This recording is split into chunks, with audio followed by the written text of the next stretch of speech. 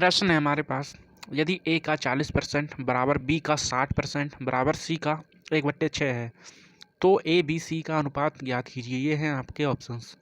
अभी इसे कैसे हल करेंगे तो आइए समझते हैं। हमें क्या कुछ नहीं करना है, जो जो प्रश्न में कहा है वही वही करते आना है। तो हमें क्या दिया है, सबसे पहले ए का 40%, ठीक है, तो ए का 40% लिख देंगे और बराबर में क्या, बी का 60%, तो बी का यहाँ पर 60% लिख देंगे और बराबर में ही हमसे कह रखा है सी का 1/6, ठीक है, सी का 1/6। अब इसको थोड़ा काट के छोटा कर लेंगे, 0 से 0 कैंसिल, 0 से 0 कैंसिल, ठीक है, 2 3 6, 2 पंजे 10, 2 दूनी 4, 2 पंजे 10, ठीक है। तो यहाँ से हमारे पास वैल्यू बचेगी ए इंटू में 2/5 बराबर बी 3/5 बराबर में सी 1/6, ठीक है।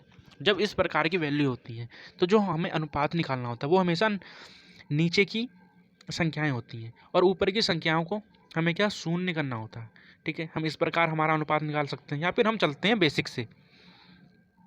तो बेसिक से क्या होगा, अगर हम यहाँ पर देखें तो ए और बी का अनुपात क्या हो जाएगा, क्रॉस मल्टीप्लाई कर देंगे, ठीक है, दोनों में, तो ये 5 उस साइड चले जाएगा, तो बराबर हमारे पास 3 इंटू में 5 अपॉन में कितना 2 इंटू में 5, 5 से 5 कैंसिल हो जाएगा, हमारे पास आएगा 3/2 ए और बी का अनुपात, ठीक है। सेम बी और सी का अनुपात निकाल लेंगे तो कितना आ जाएगा, यहाँ भी क्रॉस मल्टीप्लाई हो जाएगी, तो ऊपर बचेगा हमारे पास 5 इंटू में 1 अपॉन में कितना 6 इंटू में 3, तो यहाँ से हमारे पास वैल्यू हो जाएगी 5/6 × 18। ये बी और सी का अनुपात, ठीक है। अब हमसे क्या पूछा है, हमसे पूछा है ए बी और सी का अनुपात। अगर हम यहाँ देखें तो ए का मान है 3 और बी का मान है 2, ठीक है। अगर हम यहाँ देखें तो बी का मान है 5 और सी का मान है 18। जो खाली जगहें होती हैं उनके साइड वाला भाग आ जाता है, ठीक है। तो यहाँ आ जाएगा 2 इसी के साइड वाला और यहाँ आ जाएगा 5 इसी के साइड वाला। तो हमारे पास आंसर क्या आएगा, इन दोनों की मल्टीप्लाई कर देंगे, तो 5 × 15, 5 दूनी 10 और 18 दूनी 36, ठीक है।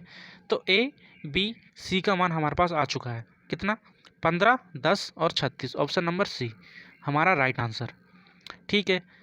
समझ में आया, धन्यवाद।